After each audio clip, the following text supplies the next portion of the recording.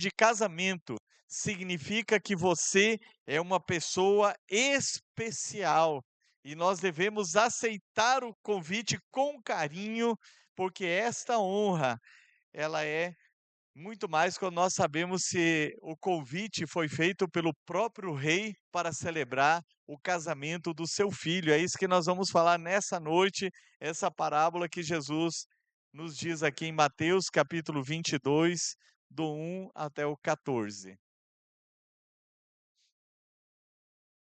De novo entrou Jesus a falar por parábolas, dizendo-lhes: o reino do céu, o reino dos céus, ele está dizendo o que aqui, ó? A parábola é, comparando, é uma parábola do reino. É semelhante a um rei que celebrou as bodas, o casamento de seu filho. Então enviou seus servos a chamar os convidados para as bodas, mas estes não quiseram vir. Enviou ainda outros servos com esta ordem: dizei aos convidados: eis que já preparei o meu banquete, os meus bois e cevados já foram abatidos, e tudo está pronto, vinde para as bodas. Eles, porém, não se importaram e se foram, um para o seu campo, outro para o seu negócio, e outros, agarrando os servos, os maltrataram e mataram. O rei ficou irado e, enviando as suas tropas, exterminou aqueles assassinos e lhes incendiou a cidade. Então disse aos seus servos: está pronta a festa, mas os convidados, repita comigo, não eram dignos. E depois as encruzilhadas dos caminhos, e convidai para as bodas a quantos encontrardes. E saindo aqueles servos pelas estradas, reuniram todos os que encontraram, maus e bons, e a sala do banquete ficou repleta de convidados. Entrando, porém, o rei para ver os que estavam à mesa, notou ali um homem que não trazia veste nupcial e perguntou-lhe: amigo, como entraste aqui sem veste nupcial? E ele emudeceu. Então ordenou o rei aos seus serventes: amarrai-o de pés e mãos e lançai-o para fora, nas trevas, e ali haverá choro e ranger de dentes, porque muitos são chamados e poucos são escolhidos. Amém? Vamos orar. Peça mais uma vez ao Espírito Santo para falar com você nessa noite. Ele já falou muito e ele vai continuar falando muito mais.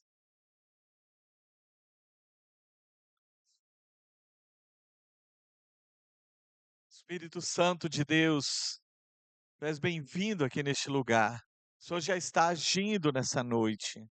E nós pedimos para que venha agir muito mais agora através dos meus lábios, para que a tua palavra venha entrar no meu, em nossos corações, Pai querido, e venha descer ao nosso espírito, ó Deus, para que possamos aplicar a tua palavra. Nós não queremos ser chamados de convidados indignos, como aqueles nesta parábola, Pai. Também não queremos estar com as roupas que não são festivas, roupas inapropriadas para o grande dia do casamento do teu filho, o encontro do noivo com a noiva. Venha nos visitar nessa noite em nome de Jesus. Amém.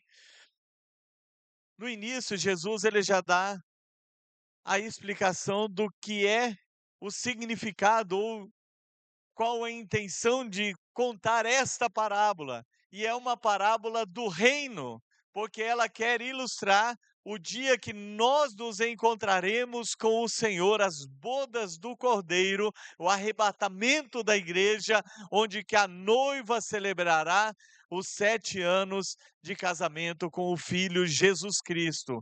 Mas antes de celebrar, ele fala que nós somos convidados e existe um meio de nós entrarmos para participar dessa festa de casamento. O convite é o Evangelho. O convite para celebrar as bodas do Cordeiro é o Evangelho e também a expressão da bondade de Deus. O Evangelho é a expressão da bondade de Deus para com nossas vidas. Ninguém merece salvação, ninguém nasceu dizendo: olha, eu sou especial porque eu mereço a salvação. Não, todos nós somos pecadores. A Bíblia diz que Deus fez o homem reto e este se extraviou por caminhos tortuosos. Todos nós somos merecedores do inferno, mas Deus, pelo tanto de amor que Ele tem por nós, a Bíblia diz que Ele enviou o seu Filho para morrer em nosso lugar. É a expressão da bondade dele, porque ele não quer que ninguém pereça, mas que todos cheguem ao pleno conhecimento da verdade. E aqui, com o Evangelho sendo oferecido para nossas vidas, o convite ao Evangelho, nós encontramos as reações de cada um e as consequências de como nós reagimos ao convite para as bodas do Cordeiro. A primeira parte que nós queremos falar são os que rejeitam o Evangelho. Essa parábola, primeiramente, Jesus está falando para os seus, para os judeus.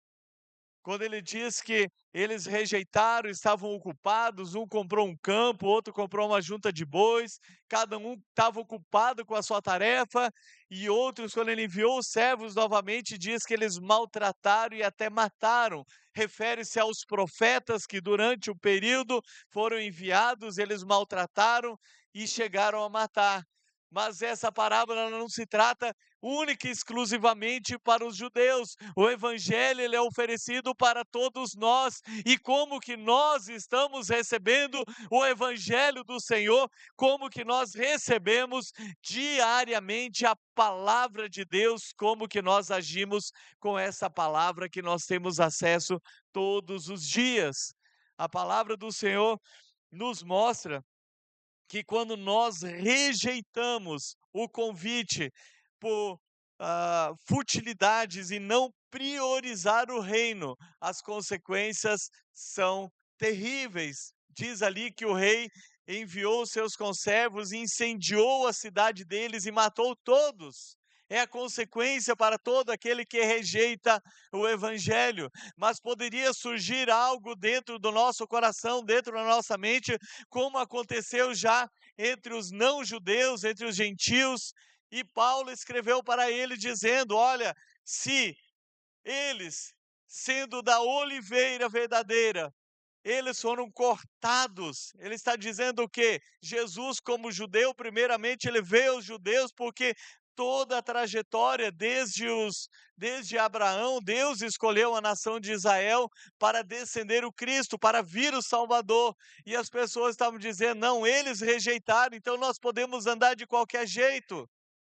E eu quero que você acompanhe uma leitura. Vanessa, coloque aí, por favor, o texto aqui de Romanos, para nós vermos que nós não podemos desprezar o evangelho e não podemos agir de qualquer maneira. É o nosso dia a dia que nós devemos trazer para nós.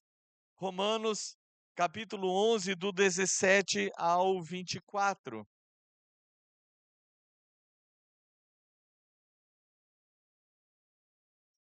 Se, porém, alguns dos ramos, ele está falando o quê? Dos judeus. Se alguns dos ramos foram quebrados, e tu, sendo oliveira braba, olha do que Jesus diz que nós somos, aqui o apóstolo Paulo, cheio do Espírito Santo, diz que nós somos uma oliveira brava. Ele está fazendo uma comparação o quê? Israel é a oliveira e as raízes e o tronco é o próprio Jesus, porque ele é judeu de descendência humana. Ele está dizendo o quê? Ali a oliveira é verdadeira, a oliveira correta, que extrai o azeite de oliva, que tem a azeitona que nós tanto gostamos de comer. Ele diz o quê? Nós, os não-judeus, somos a oliveira braba, a oliveira brava.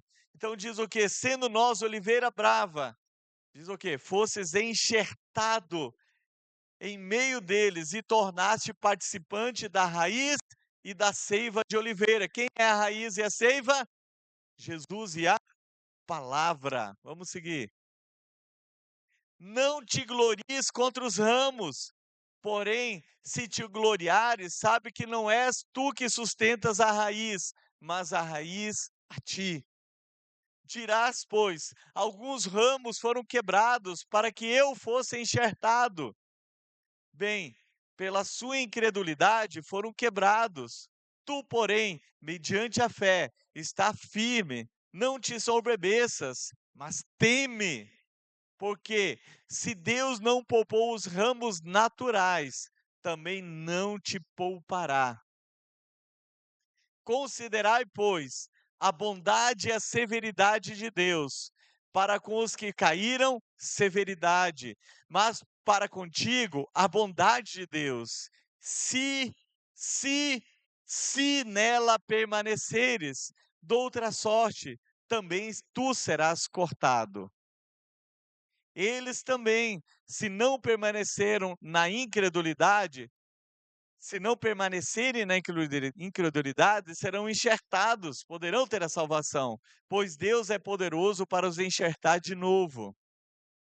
Pois se foste cortado da que por natureza era oliveira brava, e contra a natureza enxertado em boa oliveira, quanto mais não serão enxertados na sua própria oliveira aqueles que são ramos naturais. Aqui, até aí tá bom. O que é essa comparação que o apóstolo Paulo está fazendo aqui? Como eu citei, ele está utilizando a oliveira. Alguns estavam argumentando naquela época, já que os judeus foram cortados, eles que são oliveira, foram cortados do ramo por causa da incredulidade, aqueles que não receberam o evangelho. Então nós temos que nos gloriar, nós vamos andar do jeito que nós quisermos. Não é dessa forma. Andar do jeito que nós quisermos. Se nós temos que ter temor dentro do nosso coração. Temos que atentar para quê? Porque o texto diz aqui que temos olhar para a bondade e a severidade de Deus. A bondade é o evangelho ser oferecido para nós. Se nós recebemos com temor, se nós vivemos com o temor de Deus dentro do nosso coração, então a bondade ela continua. Mas se nós deixarmos o temor de lado, nós receberemos da severidade de Deus para com as nossas vidas.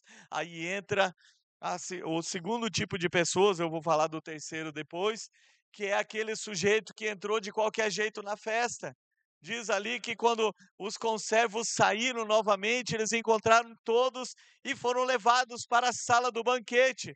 Mas quando o rei chegou, havia um que estava vestido de forma inapropriada. Ele não tinha uma roupa decente para a hora do casamento. E o rei perguntou: como você entrou aqui desse jeito? E ele ficou mudo. Sabe o que representa essa pessoa? Aqueles que querem viver o evangelho de qualquer jeito, sem temor algum na sua vida. Por isso que o apóstolo Paulo diz que a severidade de Deus é para aqueles que andam de qualquer jeito, se não quiser, será cortado novamente da oliveira. Mas aí você poderia argumentar: como assim? Eles saíram pelas ruas catando quem tivesse próximo e encheu a sala do banquete, e um deles não tinha roupa. O que acontecia para uma festa do reino? Como que acontecia? Uma festa no palácio, todos os convidados tinham que ter roupas especiais, roupas apropriadas para aquela ocasião. E quando os convidados não tinham condições de comprar essas roupas, eles eram oferecidos quando chegavam no palácio, eram conduzidos para tomar um banho, e ganhavam roupas para se vestir uma roupa apropriada e eles estarem presentes por causa da honra que eles receberam o convite do rei. Olha que honra! Receber o convite do rei, receber novas vestes. A Bíblia diz que todos nós andávamos como trapos, andávamos nus espiritualmente, mas no momento que nós nos convertemos a Cristo, nós ganhamos novas vestes espirituais. Deus olha para nós e Ele não vê roupas sujas, Ele vê roupas limpas. Em Apocalipse diz que são roupas de linho fino, brilhante, mais alvo que qualquer detergente, qualquer sabão, qualquer alvejante poderia deixar. São as roupas que Deus coloca em nossas vidas quando nós nos convertemos a Ele. Mas quando nós decidimos dizer: "Eu não quero esse tipo de roupa", para andar em santidade, andar com essas roupas e elas permanecerem limpas todos os dias, nós temos que lavá-las no sangue do Cordeiro. Mas quando falta o temor de Deus no nosso coração, é dizer: olha, eu quero, eu acredito em Jesus, eu tenho medo de ir para o inferno, Deus me livre. Uns até bate na madeira e diz: isola, eu quero ir para o céu, eu quero esse Jesus. Mas eu não quero esse Jesus que vocês dizem aí na Bíblia. Jesus não é isso tudo não. Deus, ele não é severo. O Deus do Antigo Testamento é um, o Deus do Novo Testamento é outro, é tudo mentira. Deus não muda. E a Bíblia diz ainda: porque eu, o Senhor, não mudo, vocês não são consumidos. O evangelho é oferecido. E aí nos traz também outras questões, como nós tratamos o nosso dia a dia, o sagrado em nossa vida, como nós nos portamos, qual que é a nossa atitude de vir para o culto, por exemplo. Qual o nosso compromisso sabendo que Deus estabeleceu o culto? Qual o nosso compromisso? Nós fazemos mil e uma coisas o dia inteiro e muitas vezes não temos atitude alguma de chegar no horário. Quantas convocações nós fazemos? Venha, participe, chegue no horário para você receber a bênção completa na sua vida, para que você mostre o seu compromisso. Se no nosso trabalho, no nosso dia a dia, for descontado o atraso e nós podemos ser demitidos, nós chegamos 10 minutos antes, 30 minutos antes. Eu, quando estava de carro, que eu ia buscar os pães lá no Marcos para o café, eu sempre dava carona para um funcionário aqui da UAS, que eu conheço, e ele chegava 30 minutos antes, assim como muitos outros já estavam ali esperando para entrar. E porque muitos de nós zelamos pelo no trabalho, queremos andar no horário, cumprimos a pontualidade, e para o culto nós andamos de qualquer jeito, sem temor algum. Ah, deixa para lá, eu vou 6:50 eu consigo, começo a me arrumar, demoro 40 minutos, 7:30 eu chego, não tem problema não, vou marcar ponto lá dentro, vou fazer isso, vou fazer aquilo. Como que nós tratamos? Aquele homem, ele entrou de qualquer jeito e ele foi jogado fora. Nós temos que ter temor dentro do nosso coração. O convite do rei é o rei dos reis. Eu e você fomos condenados ao inferno quando nós herdamos o pecado. A bondade de Deus é oferecida através desse convite chamado evangelho. Por que não mudar de vida por completa? Por completo, como que nós tratamos do sagrado? E só para lembrar, tudo em nossa vida é sagrado, o nosso trabalho, o nosso casamento, a relação sexual do marido e da mulher, e é só entre marido e mulher, é tudo sagrado. Como que nós nos portamos com o sagrado no nosso dia a dia? Ele trata disso, nós recebemos roupas, nós vamos manchar essas roupas. Como que nós nos portamos com o compromisso de levar o evangelho? É um compromisso que nós temos. O apóstolo Paulo disse: ai de mim se eu não pregar o evangelho todos os dias. É um privilégio, no final ele vai dizer: muitos são chamados e poucos são escolhidos. O chamado está sendo feito. Você é um escolhido de Deus? Você é um escolhido de Deus? Então se porte como um escolhido. Não seja como aquele que quis entrar do jeito dele, de qualquer jeito, não fez caso com as regras, com os protocolos para entrar no palácio e celebrar as bodas do filho do rei. Para nós irmos para o céu, para nós desfrutarmos a eternidade ao lado de Deus e não perecer no inferno, nós temos que obedecer os protocolos do rei que estão na sua palavra. Esses protocolos, eles nos dão vida. A Bíblia diz: os mandamentos do Senhor trazem refrigério para a alma, em os guardar a grande recompensa. Como que você trabalha com o evangelho, você lê essa palavra? O salmista disse: guardei a tua palavra para ver as promessas de Deus, para não pecar contra ti? Como que nós tratamos o perdão de Deus? Contigo está o perdão para que sejas temido. Deus nos perdoa para que nós o temamos mais. É a expressão da bondade para nós não recebemos a expressão da severidade dele. É o evangelho, meus amigos, meus irmãos, é o evangelho do Senhor puro, sem mácula. Como que nós nos portamos no nosso dia a dia? Queremos ser como aquele convidado que quis entrar de qualquer jeito, não aceitou os protocolos do rei, ele foi lançado fora. Mas existe um terceiro grupo de convidados aqui. Os primeiros desprezaram. O segundo, que foi só um homem ali, ainda bem que foi minoria, né? Ele quis entrar de qualquer jeito.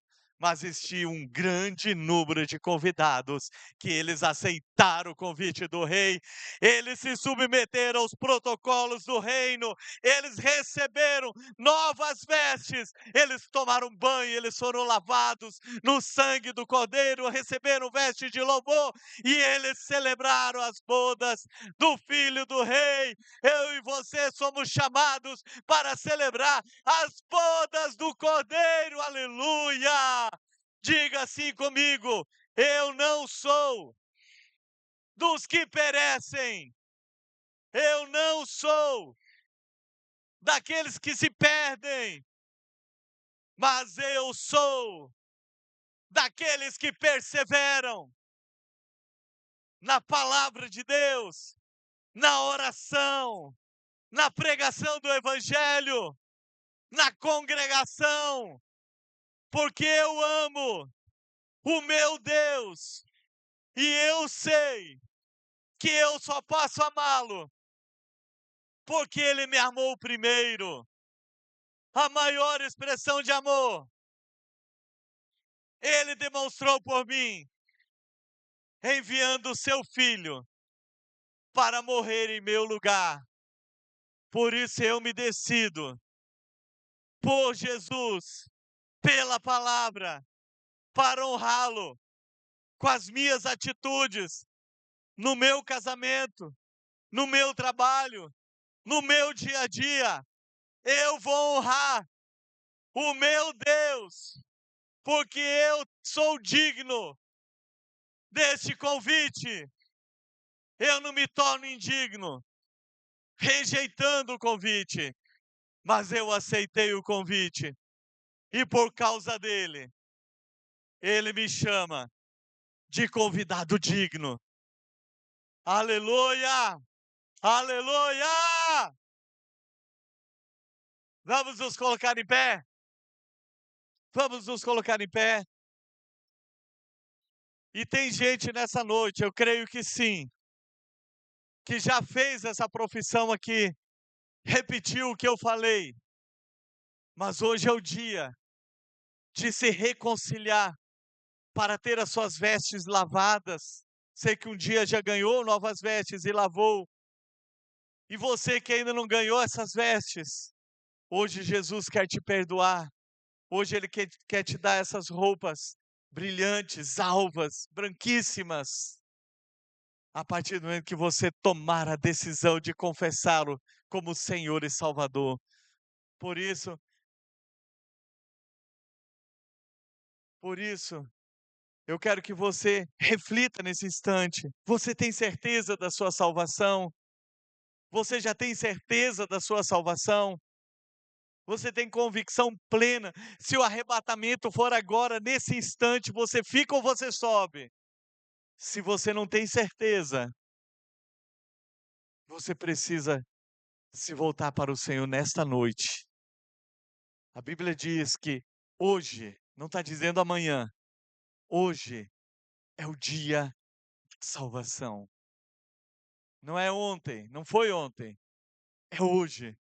Não será amanhã, porque nós não temos certeza do que vai acontecer amanhã. Mas é hoje. É hoje o dia da salvação. Se você não tem certeza da sua salvação e quer passar a ter essa certeza, A palavra do Senhor nos diz em Romanos capítulo 10, versículos 9 e 10: se em teu coração creres que Deus o ressuscitou dentre os mortos, e com a tua boca confessares, serás salvo. Porque com o coração se crê para a justiça, e com a boca se faz confissão para a salvação. Observe que a Bíblia diz: será salvo. Ele não deixa dúvida, porque quem gosta de deixar dúvida na mente do homem é o diabo. Ele diz: deixa para amanhã, você sabe que tem que viver mais um pouco. Tem que morrer para si mesmo para viver a vida de Deus. Precisa morrer para si mesmo para viver a vida que Deus tem para você. É isso que Deus quer para você nessa noite. Por isso eu quero te convidar, se você não tem certeza da sua salvação e você quer ter essa certeza, erga sua mão bem alto. Quer ter a certeza? Eu quero orar por você.